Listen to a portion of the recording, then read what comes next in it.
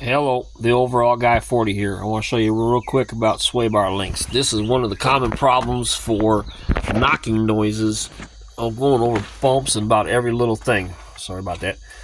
So this is it right here. This is one connection end on this side, and then this is the other end of it. Up here's the top end, there's the bottom end. Now what happens is they get loose and they rattle around. So every little bump, bang, bang.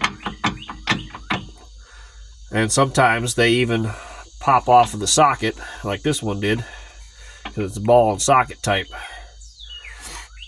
Once the socket wears or the ball wears, they can pop off, and then they're laying loose, and it's time to replace them.